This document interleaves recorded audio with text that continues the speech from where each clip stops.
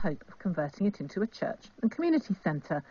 But after collecting the keys, they had a terrible shock. Well, over the weekend, Ella Candy from the church told Monica Winfield what happened next. Before the exchange, everything was intact. And then I think a couple of days after the exchange, one of our young lads was coming from Lancaster Boys School. I said, oh, have people started working in the building already? And then we rushed to the building only to find out they'd taken the copper pipes, cut all the electric wires, and I think they got in twice on 2 occasions. So it was a bit saddening for us because it was kind of a ready-to-use building. They ripped all the walls, every known wire you can think of. Such a shame, isn't it? Well, we thought we'd take a closer look at this damage that the vandals have done. So we sent BBC Radio Leicester's Helen McCarthy there this morning. Hello, Helen. Good morning, Jo. Yes, I'm standing outside the building. There's a big stone on the front that says Ayleston and District Working Men's Club and Institute, built in 1901. It's a beautiful early Edwardian building with ornate cornices and bay windows looking out over Ayleston Leisure Centre and Ayleston Park here. Now, if I go inside the building, it's a bit more of a building site. Go through some lovely front doors here, panelled walls all around the hallway here.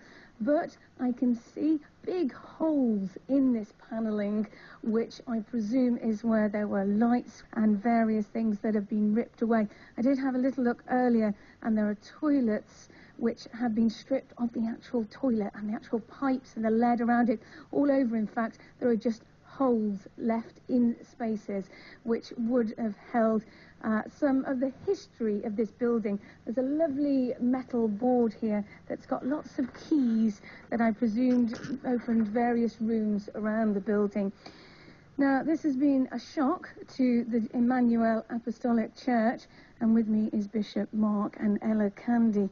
Bishop Mark, what did you think when you bought the building and walked in here? It was a lovely old building, a place that we're looking forward to come and have church, and the community can come and enjoy themselves with some lovely sick. But somebody break in and destroy some of that and delay it a bit. Yeah. Tell me about this particular hole as we walk in here. Tell us what was here. There was a plug here, old-fashioned looking. So the people came in and take the copper wire out. They dig out some of them, some of the things that were old. There was some telephone here that was old-fashioned, and they took those as well. As you can see, even these, they cut off these. That's the fire alarm? Yeah, they cut them all off. So it costs a lot more to restore. About how much do you think it will cost you? We project for about 400,000 to complete the repair of this place. Yeah, it could be a little more, but that's where we set it. Is that 400,000 more than it would have cost, or is that the overall cost? Or how much more would it cost? I mean, for example... You mean for the damage that was done to the building? Yeah. The roof cost us about, which we didn't have to touch of such, it cost us 18,000 around about to repair the roof. Yeah, and we're going to have to put back all the toilets that they destroy and damage. So I'm not so sure about how much plumbing side will cost us to restore the toilets that they damage and the sinks. What about 18,000 extra for the roof? Is that because they stole all the lead? Yeah, they take the lead off, so they didn't just take it, they ripped it. So in ripping it off, it damaged a lot of the tile. So putting back the lead, we had was to buy the tile as well, and some of them are whole, the whole tile, so they are expensive. Yeah, so we had to buy thousands of them to put back to replace. How do you feel? In life, you win some and you lose some. Disappointed and maybe distorted, but life goes on. Wow, that's an amazing attitude, isn't it? Okay, there's a few other people here. Let's speak to who's the councillor for Ayleston Ward. What do you think about this?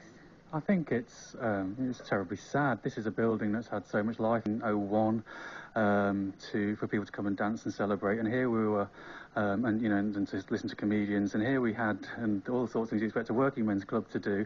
And here we had a group coming in to give new life to an old building that's been underused and unused for a long time. And I just think it's incredibly sad. It's what I'd call a heritage crime. As Leicester City's heritage champion, this is something I'm aware that happens more often than we might think in cities as well as out in the country, to churches out in the rural areas of the city. And so to see kind of lead theft and metal theft from buildings like this is it's almost an industry that we're fighting against, and it's terribly sad to see people who are trying to be positive with our community have something negative happen to them, because this is something that will be a real asset to the community of Ayleston Ward and beyond onto the Saffron Lane estate and for the city. Well, as you say that, let's walk down to the big hall because it may look quite like a building site, and it is very sad to see a lot of the historical features that have gone. But if you walk into the back, there is this wonderful, what must have been a former dance hall, big, light, airy room that will be, I guess, the main part of the church. Yeah. How are you feeling about how it's going to look? Exciting. I think it come a long way. Some of the things that we had was to do, because it's a place, it was not insulated, it was just a double 9 inches brick wall. So we had was to strip it down to the brick, because a lot of it was, I don't think it was well taken care of anyway. So we strip it down to the brick and put membrane on it and insulate it. When do you expect to open?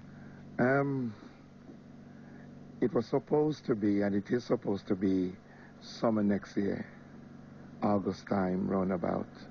So we'll see how it goes. Right, we'll have to come back and visit you in summer next year. Put the pressure on there. We'll have to get it open, come back and see this building when it is fully repaired. They're obviously doing a great job with trying to repair it, but just so sad that some of those historical features are gone forever. It's a real shame, isn't it? Thank you, Helen. That was Helen McCarthy reporting there. And yes, we'll update you on the progress and see if they manage to get past this rather large hiccup as they take over at that building.